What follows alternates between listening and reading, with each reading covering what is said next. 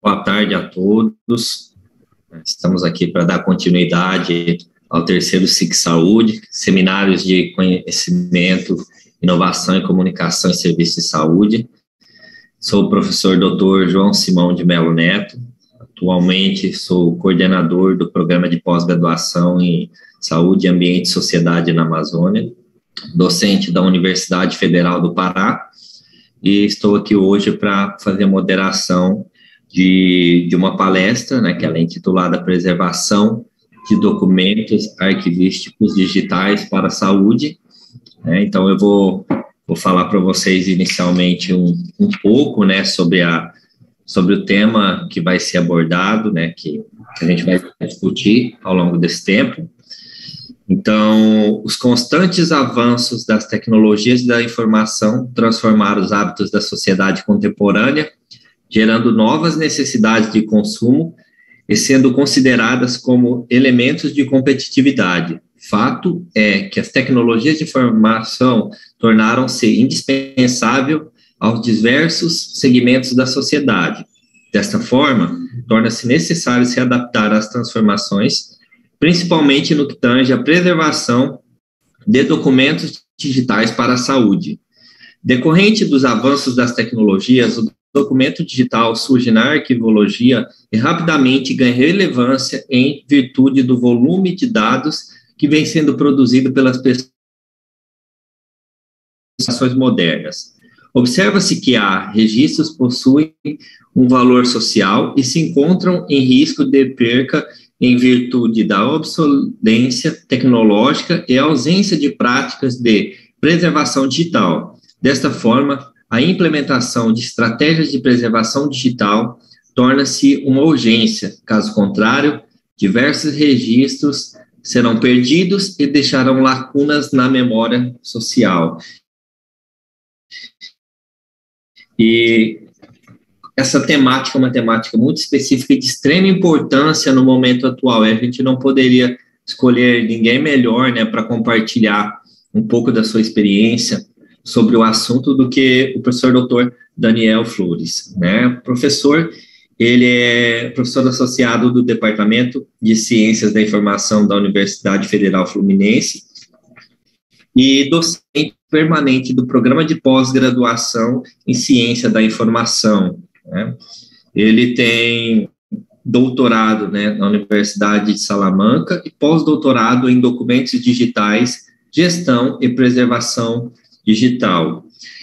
O professor Daniel, ele atua na área de Ciências da Informação, com ênfase em arquivologia, sistemas digitais em bibliotecas e museus. Professor, seja bem-vindo. Agradeço imensamente por ter aceito o convite para compartilhar um pouco da sua experiência conosco hoje. Então, eu passo a palavra para você e boa palestra. Professor, boa tarde. Muito obrigado. Boa tarde a todos. É uma honra estar aqui. Eu fiquei muito contente, muito lisonjeado com o convite. Um evento tão importante, o SIC Saúde, para poder discutir, dialogar sobre a necessidade de preservar de forma sistêmica e autêntica os registros em saúde, os documentos arquivísticos. Ainda mais hoje, que esses documentos têm cada vez mais se ressignificado, nós temos documentos arquivísticos digitais com dados para reuso no futuro, para tratamento, para análise, para tomada de decisão, e agora nós temos documentos em dados, sem aquela manifestação prévia que nós tínhamos. É um documento que ele já nasce no formato de dados, mas que ele tem que ser arquivado, ele tem que ser preservado, ele tem que estar recolhido e estar em arquivo, ele tem que estar definitivamente arquivado. Eu vou falar sobre isso, um arquivado de verdade, né? Não é o arquivado que a gente tem visto, inclusive, alguns sistemas de informação digital, que tem aplicado a prática de colocar, por exemplo, uma tag, um metadado. Uma checkbox está arquivado, mas não se arquiva. Então, estas questões são importantes. Eu preparei um material aqui, material introdutório sobre isso, sobre a ideia de arquivar, de preservar e de difundir documentos autênticos. E o primeiro elemento que eu preciso é recuperar que são registros, que são documentos, essas informações, estes dados, e que esses registros são consecução das atividades ou funções do órgão. Essa pergunta eu vou ter que me fazer. Toda vez que eu encontrar um registro em saúde que foi produzido ou recebido na consecução das atividades ou funções daquele órgão, daquela unidade de saúde, nós estamos falando de documento arquivístico. Documento arquivístico que requer um cuidado especial, e eu estou recuperando algo muito basilar e que é de conhecimento de todos, mas só para construir essa trajetória. Esses documentos arquivísticos, eles são objetos da nossa CEPADs, eles têm que ser avaliados, eles têm que ter tempo de arquivamento no corrente, no intermediário, nós temos que definir a destinação desses documentos após o cumprimento das suas idades correntes intermediária, e eles têm que ser arquivados, recolhidos para um lugar de custódia de documentos permanentes. Tem que contemplar a Lei 8.159, o Código Civil, a Lei Geral de Proteção de Dados, a Lei de Acesso à Informação, etc. Para tudo isso, nós precisamos também de uma abordagem sistêmica cada vez mais. Essa transição paradigmática de documentos analógicos ou registros analógicos para o digital nos suscitou uma ruptura de paradigma.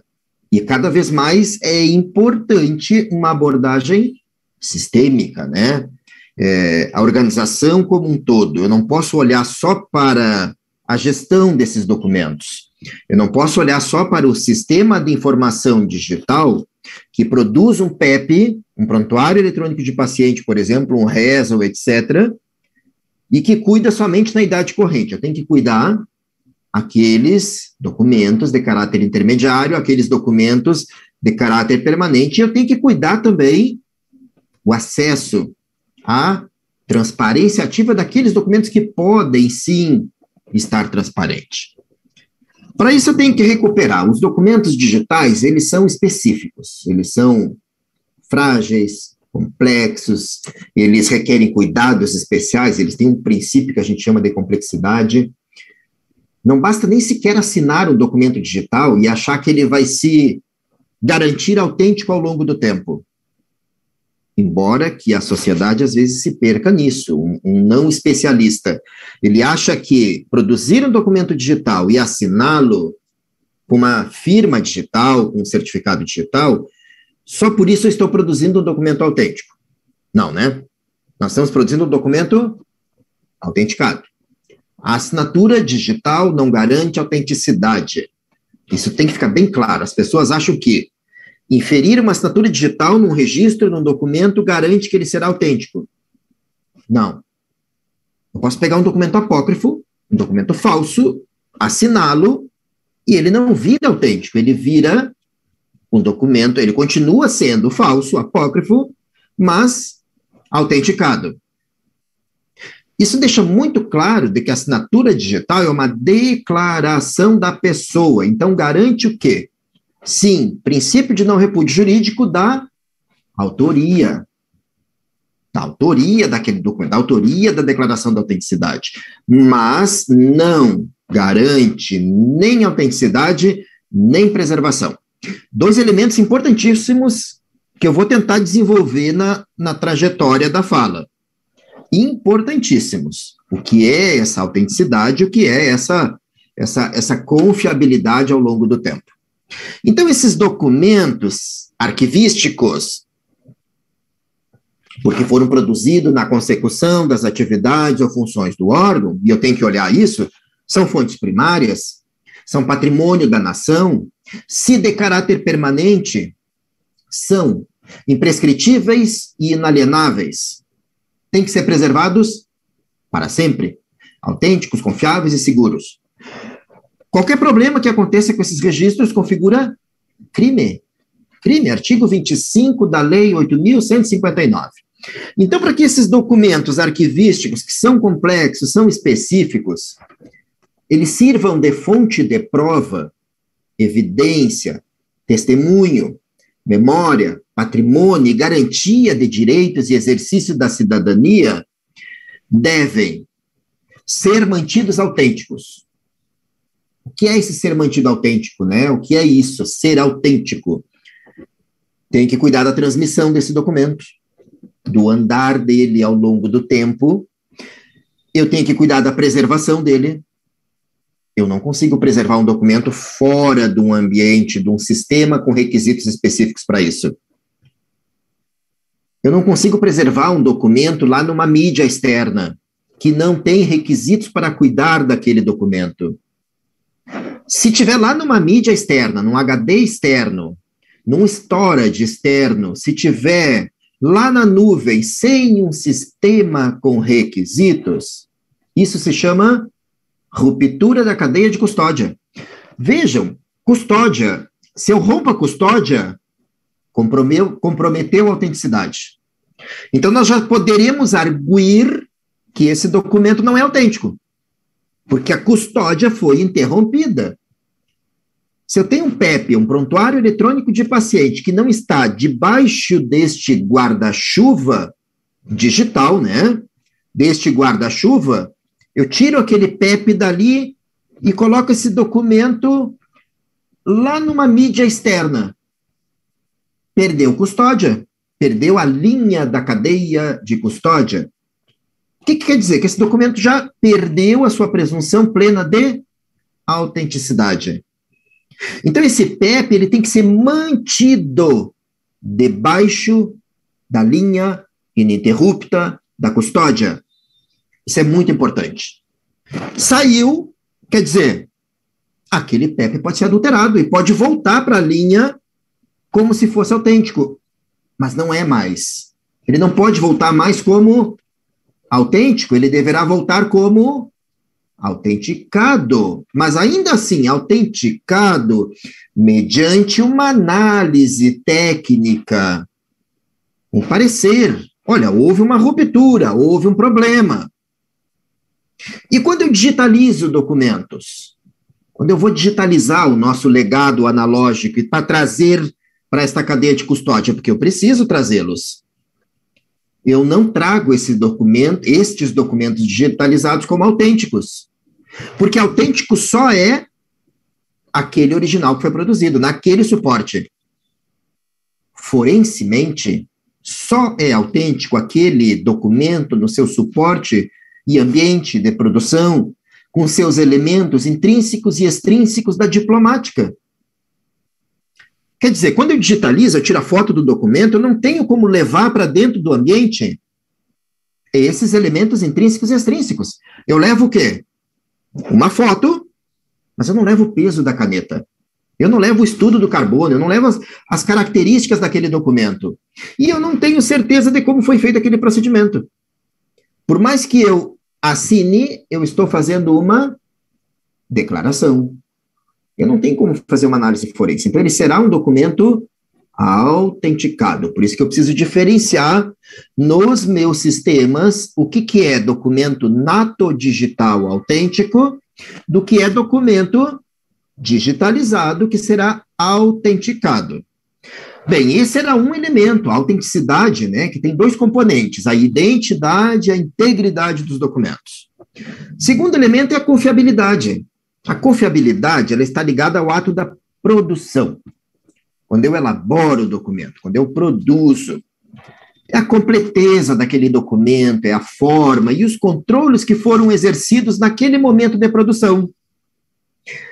Vejam, se eu inferir os controles mais rígidos naquela produção para que não fosse uma produção apócrifa, essa confiabilidade ela não se mantém sozinha ao longo do tempo.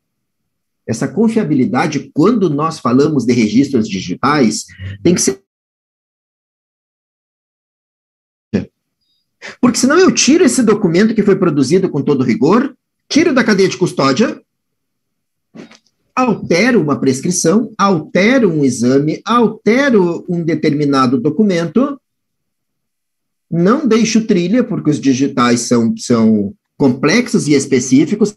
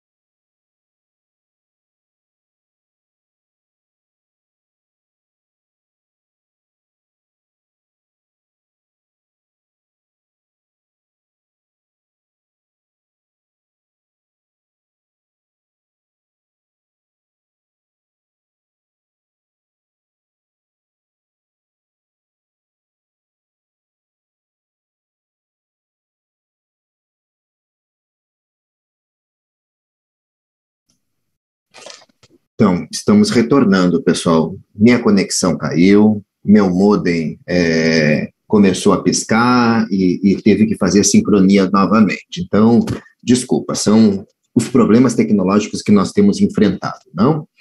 Aonde eu tinha parado? Eu tinha parado na questão dos requisitos dos documentos arquivísticos digitais, que ademais de mantê-los autênticos, transmissão, preservação e custódia, eu tenho que mantê-lo confiável daquele momento da produção.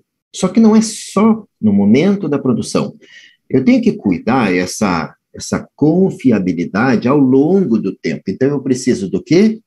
Daquele guarda-chuva da cadeia de custódia, de uma abordagem sistêmica. Vejam, isso que eu dialoguei antes de dar essa caída da internet, serve tanto ou é fundamental tanto para documento original, nativo digital, aquele que eu produzi no sistema digital, aquele PEP digital, como também para aqueles documentos que eu vou digitalizar, que eu digitalizei, que são os representantes digitais. Então, a minha digitalização também precisa estar debaixo desse sistema. É um ledo engano achar que eu pudesse digitalizar documentos e colocar numa mídia externa. Digitalizar documentos, assiná-los e achar que com a assinatura ele iria se garantir confiável e preservável ao longo do tempo. Não, iria colocar o coletivo da sociedade em situação de insegurança jurídica. Por quê? Porque eu não teria mais certeza do que foi mantido autêntico, o que não foi. Então, vejo que nós precisamos de uma interação entre esses sistemas todos. O de digitalização, o de produção de PEPs, de RES, de sistemas de negócio, de documentos complementares. Gente, o SIGAD, no Brasil, Sistema Informatizado de Gestão Arquivística de Documentos. Essa é a orientação do CONARC. Esse é um modelo brasileiro de requisitos para sistemas de gestão de documentos. Ademais disso, esse SIGAD é para corrente intermediário. E o permanente, o RDC-ARC.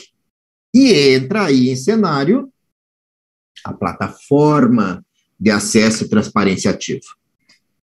Tudo isso que eu estou dialogando é preservação digital sistêmica, uma abordagem sistêmica, uma abordagem deste guarda-chuva, desta cadeia de custódia que nós precisamos. Esse conjunto, segundo o glossário da CTDE, da Câmara Técnica de Documentos Eletrônicos do CONARC, conjunto de ações gerenciais e técnicas, a administração desta preservação toda e os procedimentos técnicos e tecnológicos que estarão nesse sistema. Esta é a preservação digital sistêmica. Uma preservação que não se imagina que ela seja um tratamento manual em cada objeto ou documento. Não vai ter um profissional lá pegando o PEP do paciente 500 e atualizando aqueles formatos ao longo do tempo. Atualizando o formato PDF, atualizando TIFF, atualizando MP3, etc. Não. Isso tem que ser feito por uma abordagem de política arquivística. Esta política tem que estar articulada, Bertalanffy, teoria geral de sistemas. Toda essa literatura, toda essa teoria que a gente está tentando dialogar aqui, ela foi implementada, ela foi construída com base numa ruptura e transição de paradigmas. Mudou a custódia agora não é única só do SAME, do arquivo, do arquivista, mas sim é compartilhada. Essas migrações, essa interferência no suporte, não é mais direta do profissional, mas sim é de um ambiente, de um sistema que recebe políticas. Mas uma pergunta que eu queria fazê-los. Por que, então, ter esse repositório arquivístico digital confiável? Porque nós passamos a produzir documentos digitais que são complexos, específicos, requerem um tratamento orientado a norma, padrão, modelos e requisitos e em uma cadeia de custódia digital. Porque se o documento digital sai desta cadeia de custódia, sua confiabilidade estará comprometida, sua autenticidade estará comprometida, e nós poderíamos arguir isso, tecnicamente, que esse documento já não tem mais os requisitos de autenticidade. Mas de onde nasceram estas normas? Qual foi o primeiro modelo de requisitos que foi construído no mundo? DOD 5015, lá nos Estados Unidos, lá na década de 90, na época da Guerra do Golfo, onde começaram a aparecer problemas de documentos justamente sobre essa doença debilitante que afetou muitos soldados que lutaram naquela guerra. Documentos adulterados, documentos apócrifos, documentos falsificados. E foi o Senado que cobrou, o Congresso, perdão, né? Congresso americano, que cobrou que nós precisávamos o quê? Um modelo, um padrão, uma norma. Não podia ser uma coisa ad hoc, ao acaso, excessivamente empírica. Tinha que ter norma, tinha que ter um padrão de como tratar esses registros. Nasceu com a questão da síndrome da Guerra do Golfo, mas se espalhou no mundo inteiro e foi criado, então, o primeiro modelo de requisitos para gestão de documentos, DOD 5015. Bem, a Austrália também fez o seu modelo de requisitos. Está aí o DIRCS, da Austrália, que suscitou depois a norma internacional de gestão de documentos, a ISO 15489. Logo em seguida, a União Europeia criou seu modelo de requisitos para a gestão de documentos, que todos os hospitais têm que respeitar lá na Europa. Que nos Estados Unidos, os hospitais têm que respeitar o DOD. Logo em seguida, o Brasil construiu o seu modelo de requisitos, que é o EARC Brasil, modelo de requisitos para a gestão de documentos. O Judiciário criou o seu próprio modelo. O Judiciário disse, não, nós temos uma especificidade desses documentos digitais, o processo judicial eletrônico, e teve que criar um modelo próprio. Então, o Executivo e o Legislativo brasileiro, baseado no EARC Brasil, que inclusive tem versão nova, versão 2.0, publicada recentemente. A questão é, por que nós temos uma certa resistência de aplicar essas normas? Por que nós ainda encontramos hospitais, instituições de saúde que não aplicam o modelo de requisitos para a gestão de documentos? Por que às vezes nós fazemos investigações e nós vemos que determinadas instituições ou organizações de saúde chegam a afirmar que não conhecem o EARC? Isso não pode acontecer. Seria como na Europa não respeitar o MOREC, como nos Estados Unidos não respeitar o DOD. Uma negação desses referenciais, destas normas, desses padrões. A Colômbia, aqui do lado, é o SGDE. E assim por diante. Cada país foi construindo esses arcabouços para a gestão de documentos. Mas a gestão vai até a destinação final dos documentos. Até o momento em que o documento pode ser eliminado, de acordo com a legislação, obedecendo a tabela de temporalidade, de acordo com a CEPAD, por isso a importância das comissões permanentes de avaliações de documentos, e aí aparecem os arquivos históricos, os arquivos permanentes, que são imprescritíveis e inalienáveis, segundo o artigo 10 da Lei 8.159. Olhem a importância desses documentos. Artigo 25, configura crime a adulteração e eliminação desses documentos, desses registros de saúde. E que quem define o que é permanente e o que não é? A CEPAD tem que dirimir. Novos documentos que aparecem numa organização de saúde. A CEPAD tem que dirimir. Tem valor secundário? É permanente. Tem que ter um olho especial para esses registros, que terão que ser recolhidos para esse outro modelo internacional para arquivamento e preservação de documentos arquivísticos digitais, o modelo AIS, que aí ele blindou essa abordagem sistêmica, essa visão do todo. O AIS é um modelo de referência Open Archival Information System. A norma mais importante no mundo quando se fala de arquivamento e preservação digital sistêmica. Quando a gente fizer a pergunta, o nosso PEP está sendo arquivado, eu tenho que recuperar esse modelo. Quando eu fizer a pergunta, num tribunal de justiça, o processo judicial está sendo arquivado, eu tenho que recuperar esse modelo, essa norma internacional, ISO 14.721. Nasceu lá na NASA, nasceu com esse convênio da CCSDS com a ISO. Por quê? Por aqueles problemas que a NASA estava perdendo documentos, estava perdendo confiabilidade, aparecia aquelas teorias da conspiração, registros perdidos, etc. E não existia uma norma segura, sistêmica, para garantir a segurança e confiabilidade dos documentos digitais. Aí está a evolução. Agora eu coloco aqui a evolução dessas normas, tanto as de gestão, aquele DIRCS dos Estados Unidos, MOREC da União Europeia, DIRCS da Austrália, dos Estados Unidos, o DOD, né?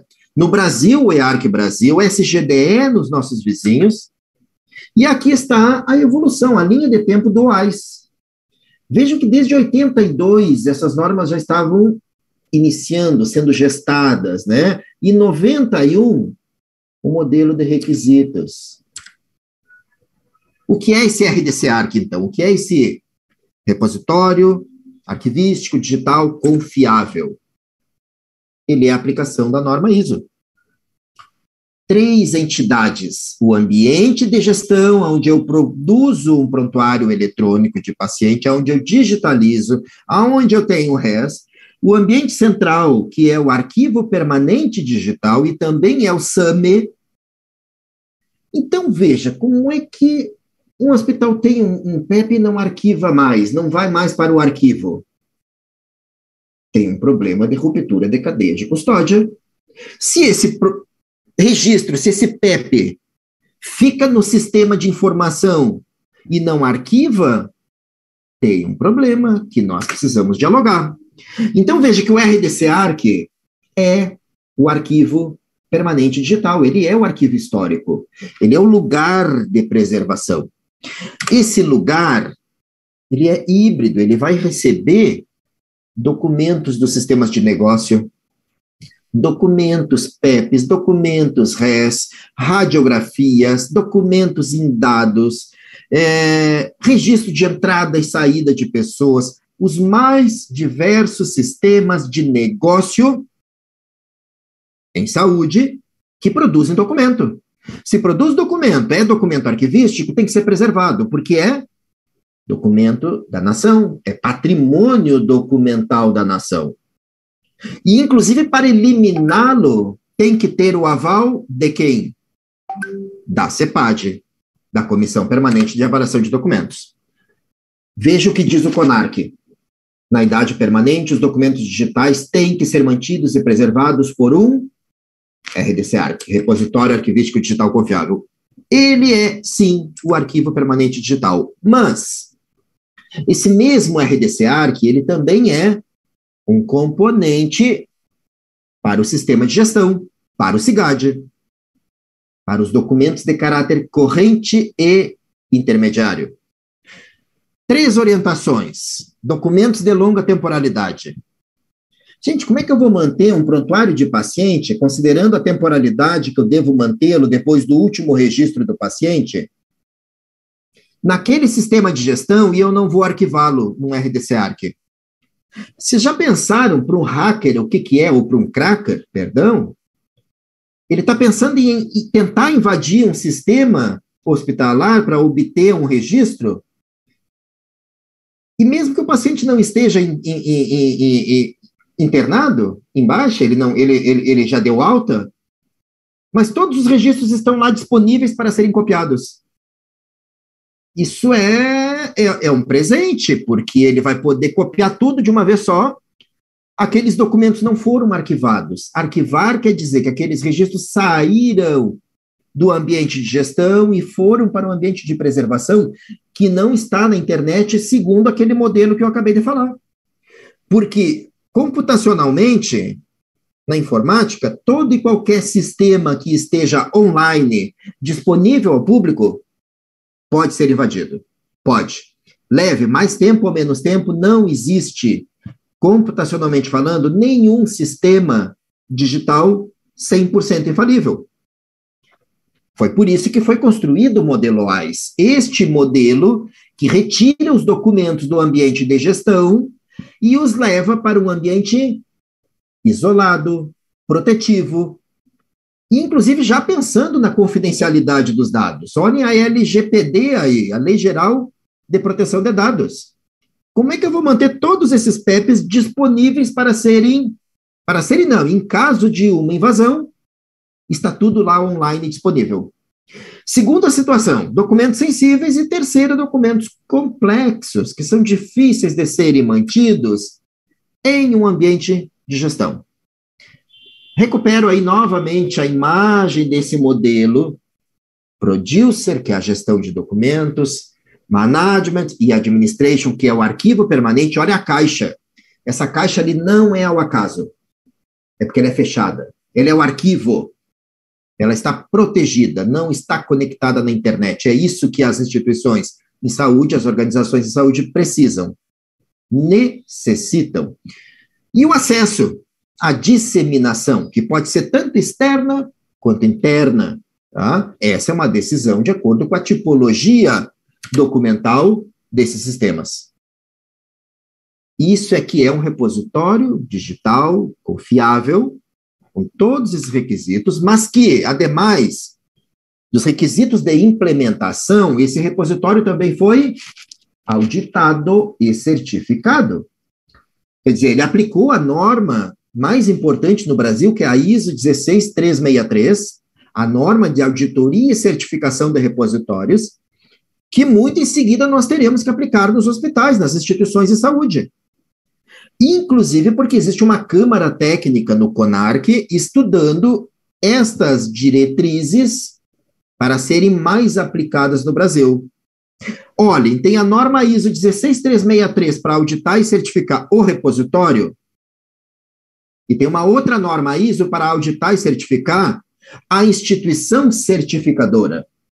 Essa outra norma é a 16919. E, infelizmente, nós não temos esse cenário no Brasil ainda.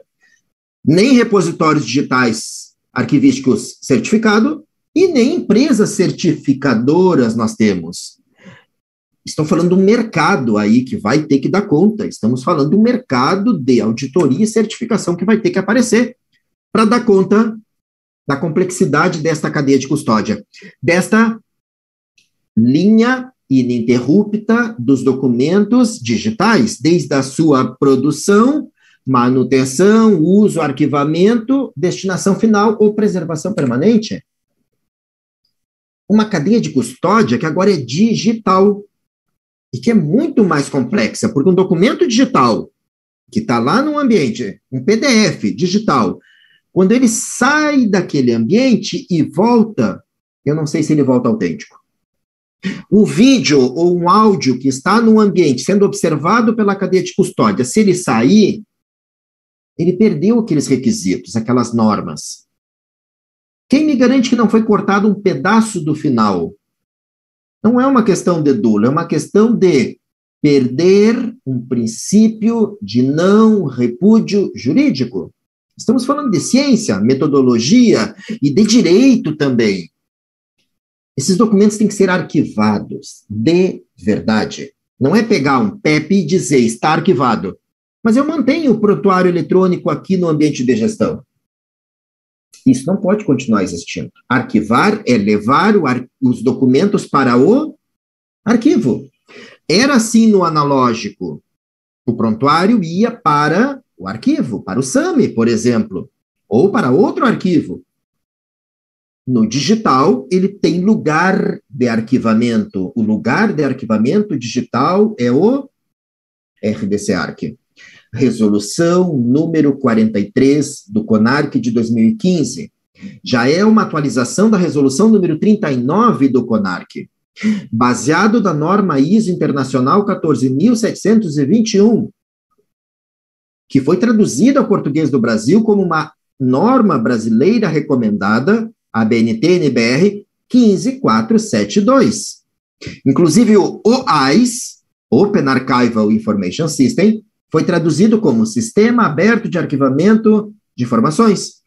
Precisa de uma atualização, claro, porque o OAIS seguiu evoluindo. A tradução brasileira não. Precisaremos arquivar, então, além de PEPs, além de RES, os bancos de dados, os sites, as redes sociais, os registros iconográficos. É documento arquivístico? É patrimônio da sociedade? Tem valor primário, secundário, avaliado por uma CEPAD? Tem que ser preservado, recolhido. Esta é a cadeia de custódia digital.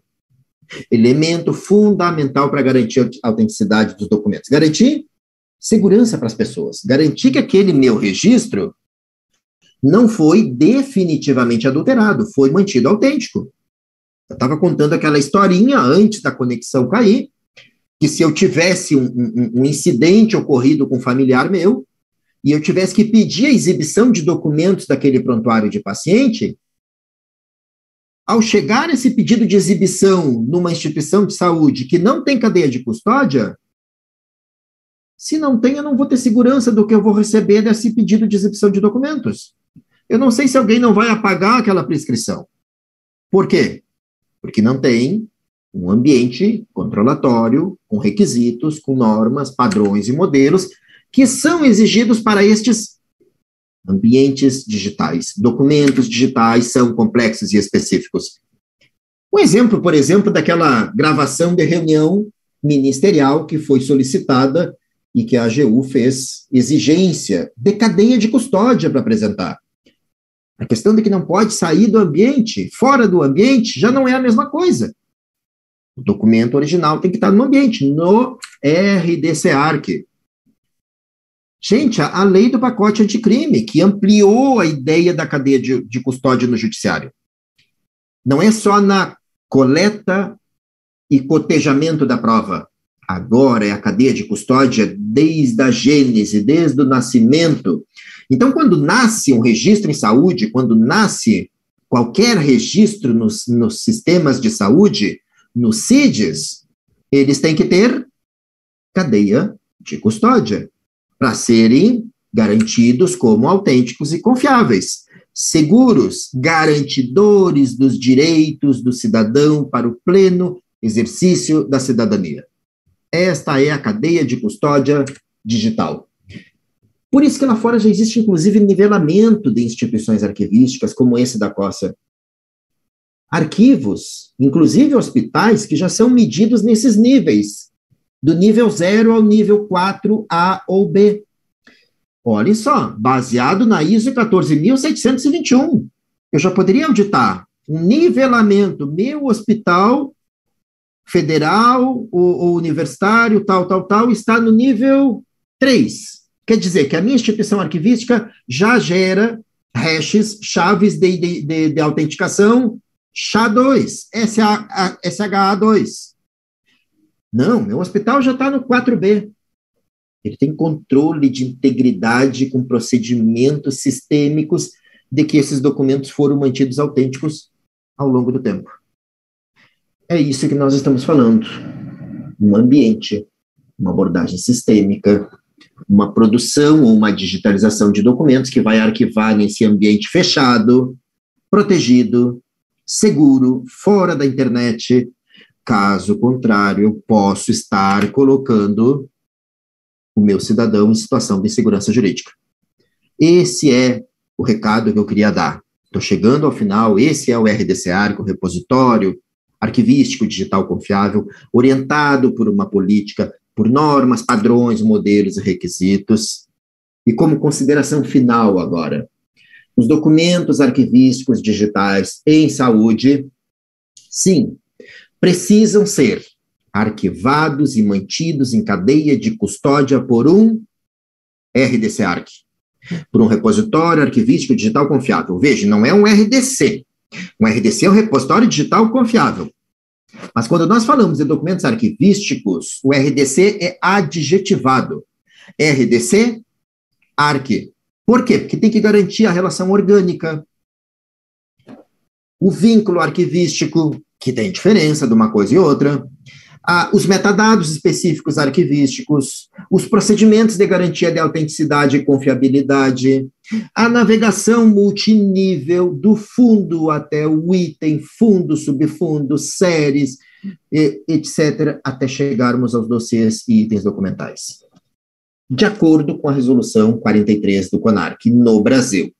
Os PEPs, os prontuários eletrônicos de paciente, os RES, etc., os demais diversos documentos, eles têm que ser arquivados num ambiente protetivo que siga norma, que siga padrão, tem que ser arquivado de acordo com o modelo AIS. Tem que garantir a autenticidade, a confiabilidade, a confidencialidade, a fonte de prova e a segurança jurídica. Caso contrário, a gente pode ter problemas. Registros digitais em saúde que não estão sob uma custódia confiável, sob um RDCAR, que não estão considerando nem normas, nem padrões, nem modelos e requisitos. Essa é uma provocação, claro, que eu queria fazer. Muito obrigado. Desculpa pela conexão. Tem ocorrido sistematicamente as quedas. O modem reiniciou, mas parece que agora foi bonito até o final. Professor, muito obrigado pela disponibilidade e obrigado pela apresentação. Professor, obrigado. Nós que agradecemos, né, por esses minutos aí, podendo ouvir um pouco de uma pessoa que tem tanta experiência na área e que entende tanto sobre o assunto e particularmente um assunto que ele tem uma necessidade de ser muito debatido e acaba sendo pouco debatido no dia a dia, né? Então, quando a gente está em um ambiente, por exemplo, o ambiente agora que tem participantes, né, no congresso de todo o Brasil, né, e nesse panorama todo, e a gente pode difundir esse conhecimento e nem sempre as pessoas vivenciam isso que você trouxe para a gente. Acho que é um conhecimento extremamente válido. Com base nisso, eu queria primeiro, de antemão, pedir para quem tiver interesse de fazer alguma pergunta, para colocar no chat que a gente vai discutir. Eu tenho algumas pessoais que eu anotei aqui, mas eu vou começar pelas questões que foram levantadas pelos ouvintes. Então, o primeiro é da doutora Liliane Silva do Nascimento. A pergunta, professor Daniel: suas falas e considerações são tão impactantes e relacionadas à nossa prática em saúde. E muitos profissionais e gestores de saúde não têm nem noção de nada disso. E agora, como mudar? Doutora Liliane, obrigado pela pergunta. Temos que mudar, né? Precisamos, e a forma claro que eu tentei fazer um debate intenso e rápido aqui, ainda mais depois da queda, mas nós vamos ter que iluminar as pessoas. Esse é um dever nosso, né? Isso é conhecimento. Nós deveremos dialogar com os gestores. Quando um gestor toma uma decisão de não aplicar um CIGAD e aplicar um sistema sem requisitos, nem sempre é dolo, gente. Isso pode ser por desconhecimento. Ele não sabe que talvez a vida pública dele pode estar em risco naquele sistema. Ele não sabe, por exemplo, que o simples fato de só assinar aquele documento e deixar naquele sistema, a gente pode adulterar. Ele não sabe, talvez, que a assinatura digital ela tem uma validade, ela tem um tempo, uma fecha de caducidade, e que precisa de carimbo de tempo, e que esses documentos terão que continuar sendo válidos, não por 1, 2, 3, 4, 5 anos. Talvez eu precise desse documento daqui a 30 anos. Antes era um documento analógico, papel que estava lá no arquivo e que se mantinha autêntico em papel por 30, 40, 50 anos e mais. Agora, no digital, não mais. O gestor não sabe disso, doutor, e nós temos que iluminá-lo. Ele está achando que está tudo bem. Aliás, ele está achando que ninguém vai ter o interesse de invadir um sistema desses e alterar uma informação. Ele está achando que ninguém vai querer entrar no sistema e retirar aquela prescrição, porque aquela prescrição me compromete. E eu tenho um primo meu que é da TI, e pode fazer isso rapidinho. A sociedade também achava, e os tribunais, que ninguém invadia um sistema de processo judicial eletrônico de um tribunal federal. É só vocês procurarem no Google que vocês vão achar, está em segredo de justiça, é claro, dada a importância, tem um Tribunal Federal de Justiça que foi invadido e foi cometido crime, foram adulterados documentos para auferir lucros criminosos a quem fez aquela adulteração. Mas os processos não estavam arquivados, não estavam fora do sistema, eles estavam onde? Disponível para aquele ato criminoso. Então, esses documentos têm que ser retirados do sistema. A janela que se abre de segurança, ela tem que ser curta. Um paciente deu baixa, desarquiva, vem a trâmite, utiliza, deu alta, retorna ao ambiente protetivo. A gente não fazia assim com o SAMI na época do papel, no analógico? O digital construiu tudo isso. Construiu norma, construiu modelo, a norma ISO internacional 14.721. Eu vou repetir porque isso a gente deve levar para os gestores. Gestor, eu tenho que analisar a conformidade de preservação se o meu serviço de saúde, se a minha organização de saúde está aplicando a norma internacional de arquivamento e preservação. Qual é ela? ISO 14.721. Ah, mas se eu não quero baixar essa norma, ela tem brasileira? Tem. A BNT NBR 15472. Mas eu quero uma orientação brasileira, que não é norma. Resolução número 43 de 2015 do CONARC, do Conselho Nacional de Arquivos. Então, vejam, os referenciais estão aí. Nós precisamos iluminar essas pessoas, nós precisamos dialogar com os técnicos, nós precisamos dialogar com o setor de arquivo e com o setor de TI, que são os responsáveis pela custódia dos documentos digitais, compartilhada. Vejam que o profissional de TI, ele foi imputado de algo, ele teve que assumir a custódia do documento digital e não vai mais a custódia para o profissional de arquivo. Como se o profissional de arquivo não tivesse mais nada a ver com documento de arquivo no digital. Isso é um equívoco sério. O profissional de arquivo era o responsável institucional pela custódia dos documentos analógicos, papel, etc., e é também, segundo a Lei Federal 6546, também 6546, a lei que regula a profissão dos documentos digitais. Inclusive, esse diálogo tem que ser feito no sentido de elucidar os profissionais de TI. Porque o profissional de TI foi induzido, sem ser consultado, a assumir a custódia dos documentos digitais. Ele não precisava. Isso é desvio de função. O profissional de TI está tendo que assumir a custódia e se responsabilizar por um documento de caráter permanente que pode dar cadeia. E ele não sabe disso. Ele não foi consultado sobre isso. E ele não sabe norma ISAD-G que descreve aqueles documentos, mas o profissional de arquivo sabe. Ele não sabe a norma ISDIA, que é a norma que descreve a autoridade arquivística, mas o profissional de arquivo sabe. E não há como tentar formar um profissional de TI. Eu dou aula em arquivo e TI. Eu dou aula em cursos de informática e cursos de arquivologia. Eu não consigo levar os conteúdos de um curso de arquivologia para dentro de um curso de computação. Porque são profissões distintas. O profissional de TI está preocupado com desenvolvimento de sistema, especificação de requisitos, controle de segurança.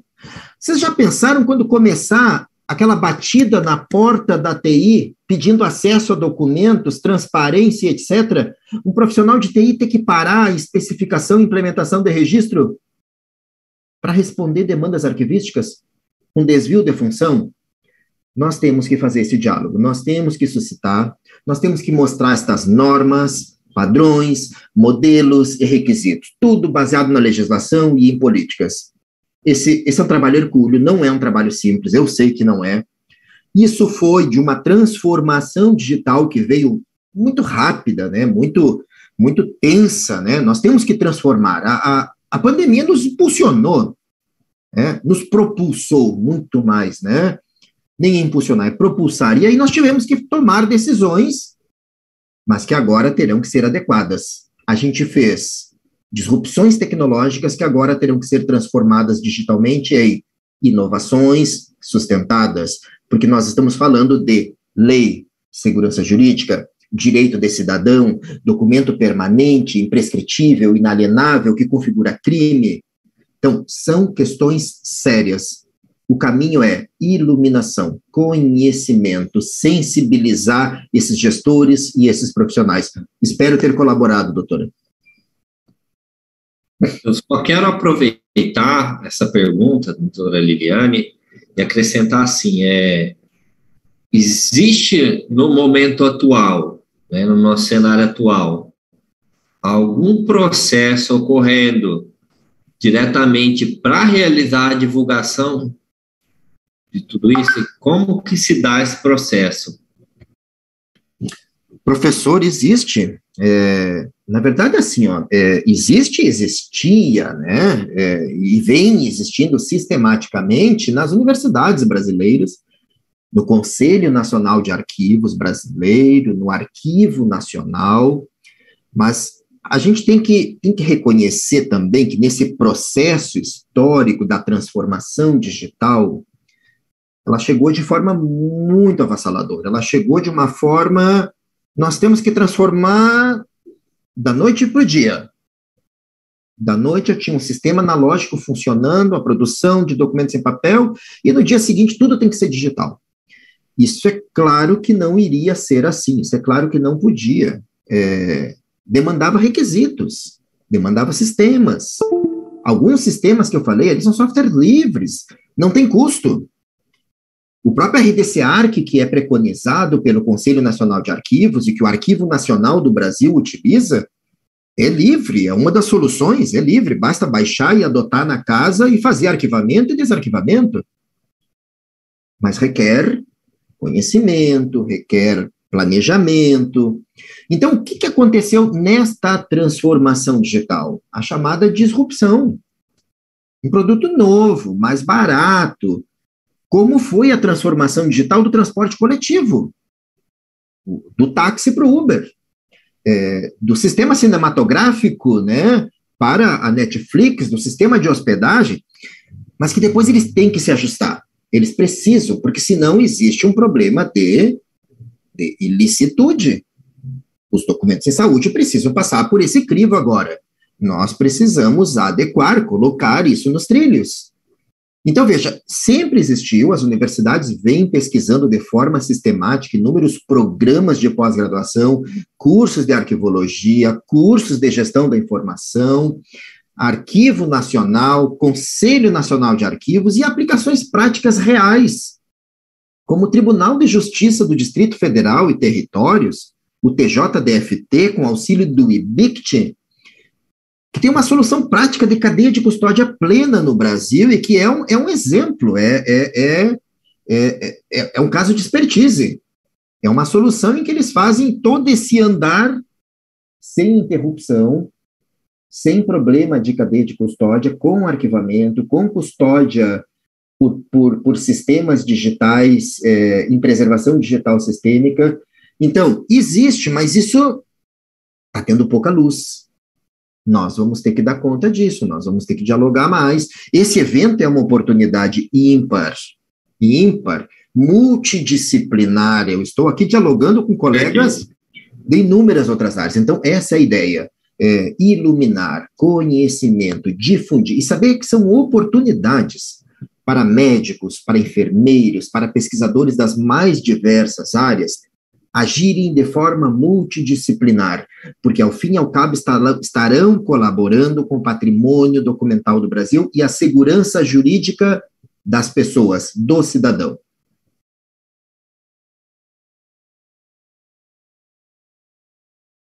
Professor, seu áudio está mutado. É isso mesmo, professor. Eu vou para a segunda pergunta agora. Levando em consideração que as diferentes unidades da federação, ela trabalha com diversos tipos de sistema de gestão, né? Quanto a custódia é quebrada devido à falta de integração entre os sistemas? Em que momento? Essa é uma pergunta do Alex Oliveira. Alex Oliveira, essa quebra de cadeia de custódia, primeiro, ela não deveria ocorrer nunca, né? Nunca. Para ela não ter ocorrido, o sistema só poderia ter nascido baixo estas normas que a gente acabou de comentar, né? Quer dizer, antes de criar aquele sistema de negócio, aquele sistema daquela outra instituição, daquela federação, eu deveria ter pensado no todo. Foi por isso que eu trouxe a abordagem desses temas, a TGS, a Teoria Geral de Sistemas.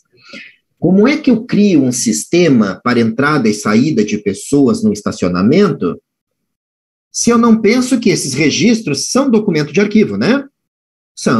Servem de fonte de prova, tem que ser preservado, mas eu não pensei que ele tinha que ser arquivado um dia. Como é que eu informatizei o prontuário de paciente e transformei em PEP, em prontuário eletrônico de paciente, e não pensei que esse PEP tinha que ser arquivado em cadeia de custódia? Bem, se não houve esse pensamento prévio, esse planejamento, esse conhecimento da norma WISE, dos requisitos, dos padrões e etc., o que eu vou ter que fazer? Eu vou ter que intervir. Eu vou ter que identificar na minha instituição. Existe uma metodologia para isso consagrada. Portugal tem a NTT, a DGLab, do Arquivo Nacional da Torre do Tombo, tem uma metodologia de identificação de sistemas de negócio. Porque esses sistemas de negócio, quando eles entram em ação, eles entram sem pensar em documento, sem pensar no tipo documental, na tipologia. Que documentos estão sendo produzidos ali? Ele não pensa. O sistema, ele é produzido para informatizar qualquer coisa. E não se pensa que ali pode ter documento permanente. E que se alguém eliminar documento permanente, pode ir à cadeia. É crime. É documento permanente. Quem é que define? A CEPAD. Olha a importância de uma comissão permanente de avaliação de documentos. E do respeito a ela. Muito respeito às CEPADs nos hospitais, nas instituições de saúde.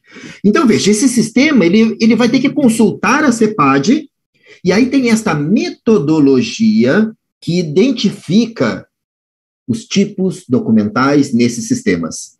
A partir do momento que existem sistemas que produzem documentos de arquivo que deveriam ser recolhidos, arquivados e preservados, nós temos que aplicar essa metodologia e fazer o quê?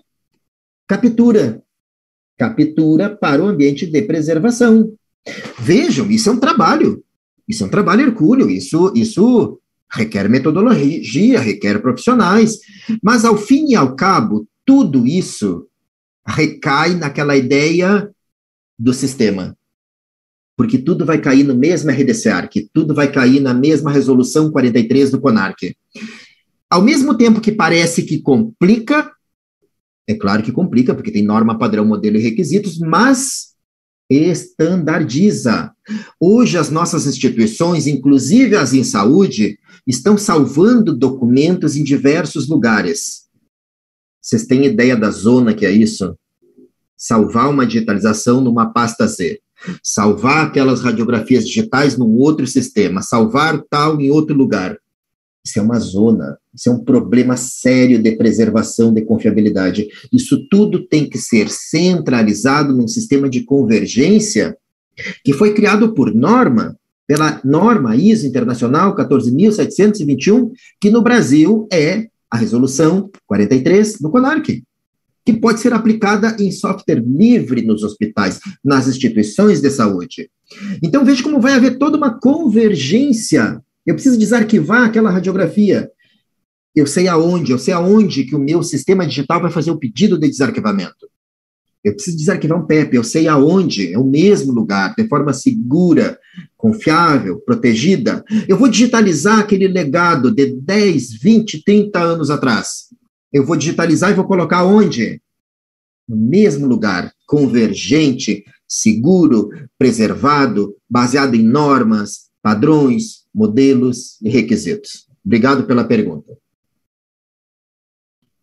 Obrigado pela resposta, professor. Agora, a última pergunta é minha, né? Que bom, professor. Mais uma minha. Como pesquisador na área de epidemiologia, a gente trabalha diretamente com dois cenários, assim, com uma frequência grande, né? Que é a de levantamento de dados, né, PEP, e o outro cenário é com dados secundários, que fontes como, por exemplo, Tabnet, né, DataSUS e assim por diante. E quanto lá atrás a gente começou, no início da tua palestra, você bateu muito na questão da tecla da autenticidade, e se esses dados são ou não confiáveis, né?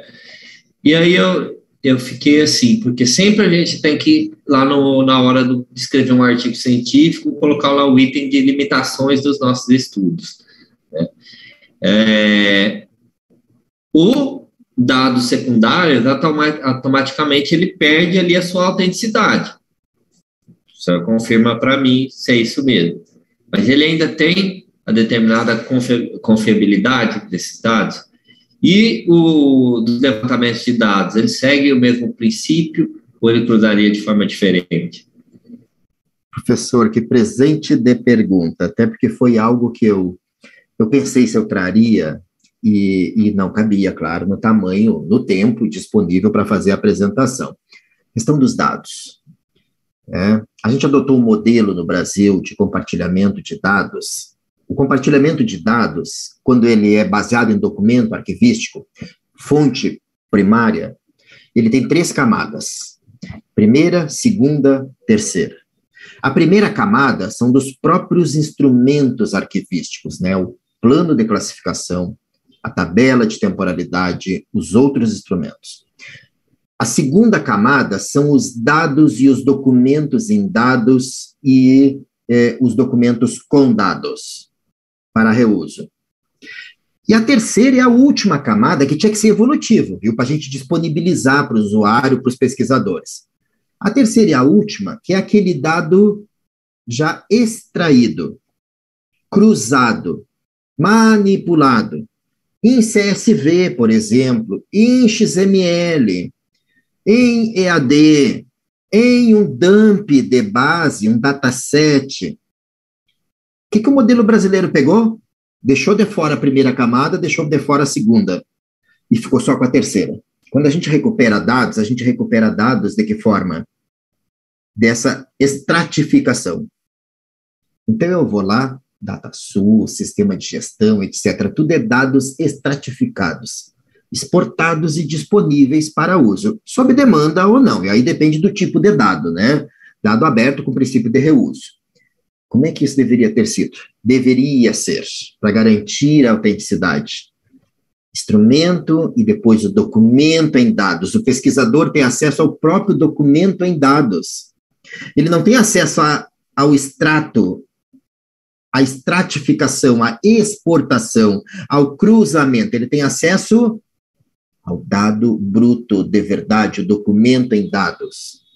Aquela radiografia em dados, aquela fotografia em dados brutos, em RAW, e não a sistematização.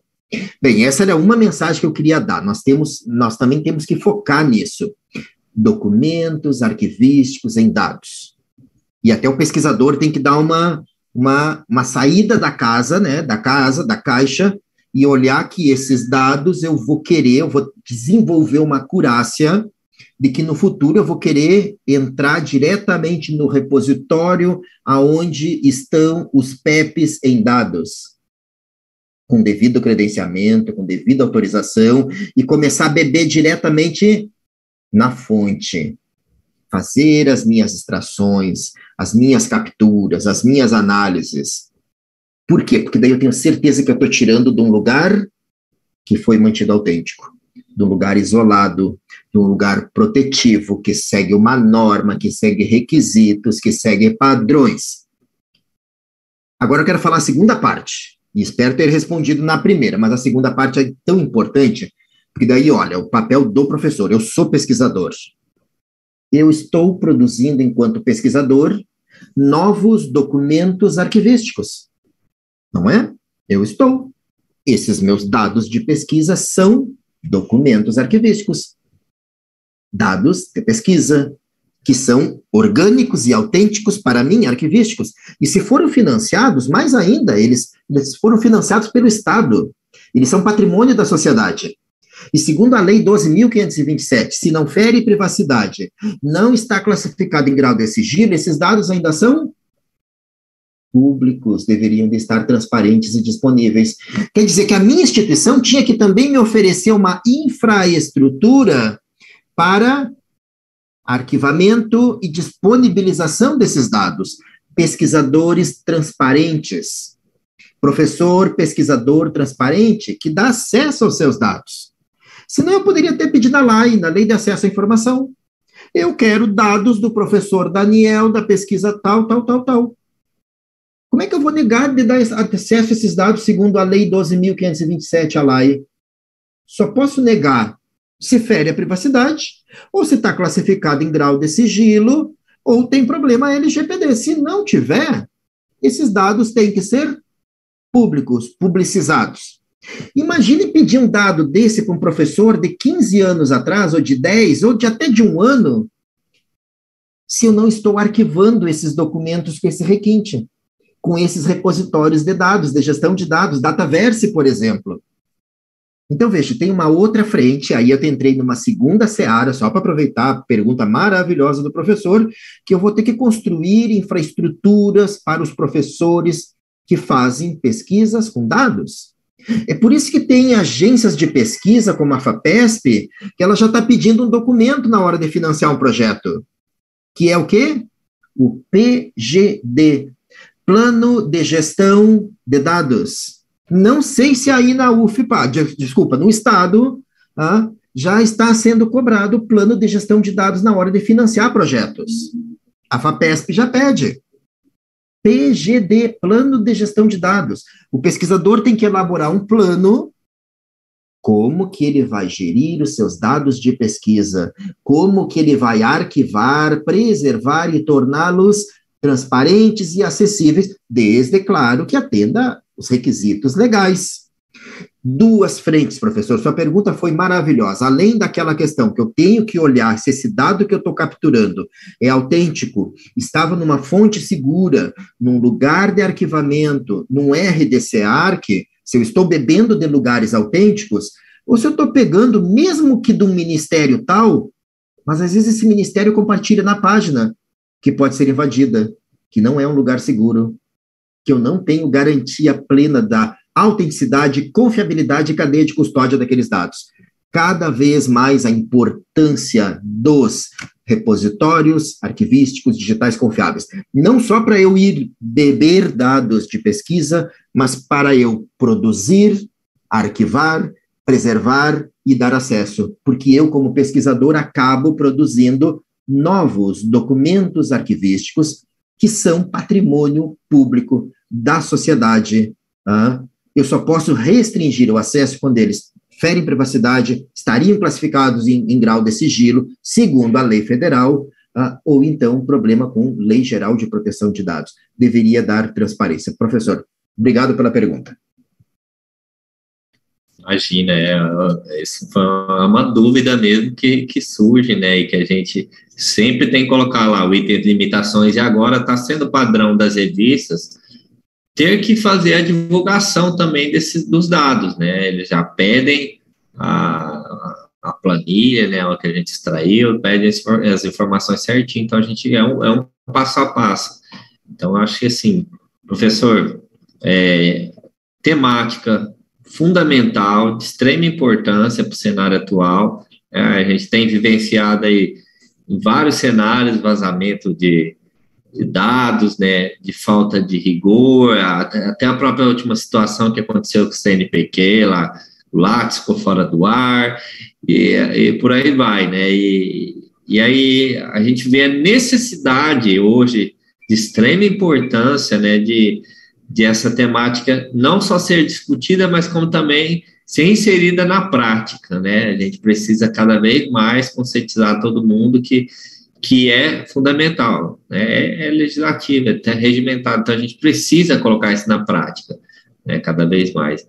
Gostaria de agradecer a tua presença, né, a possibilidade de poder discutir hoje aqui com você sobre essa temática, né, e eu passo a palavra para vocês, para fazer considerações finais, suas considerações finais. Professor, muito obrigado, eu quero agradecer a Liliana, porque a gente teve que fazer um ajuste de agenda. Quero me desculpar pela questão da conexão, eu acho que foi um momento ímpar, eu estou muito feliz por ter vindo aqui e compartilhar esses referenciais da nossa investigação, da nossa pesquisa, dizer que nós estamos falando de algo que é da sociedade, é direito de cidadão. E é algo que nós devemos cobrar, não só dos sistemas em saúde, nós devemos cobrar dos tribunais de justiça, das prefeituras, das câmaras de vereadores, do governo federal, como estão sendo mantidos os nossos registros, os nossos documentos. Autênticos, confiáveis, em cadeia de custódia, arquivados. As digitalizações contemplam o decreto 10.278 de 2020. Existe repositório arquivístico digital confiável nas instituições? Então, vejam, são normas, padrões, modelos e requisitos que cada cidadão tem o seu papel de iluminar, de cobrar. Cada um dos colegas que estava assistindo aqui, cada médico, cada enfermeira, cada parceiro de investigação, de informação em saúde, deve iluminar os gestores e iluminar os técnicos, os especialistas. A transformação digital que foi feita não está correta, tem que ser ajustada, irmos de uma disrupção para uma transformação baseada em inovação sustentada na lei, nos requisitos, nas normas e nos padrões. Muito feliz, muito realizado e seguirei a completa disposição do evento. Professor, muito obrigado. Obrigado, professor. Com isso a gente encerra, então, essa palestra agora nesse momento e a gente segue aí para o fluxo da programação, para o encerramento. Obrigado, boa tarde a todos. Boa noite. Obrigado, boa tarde, boa noite a todos.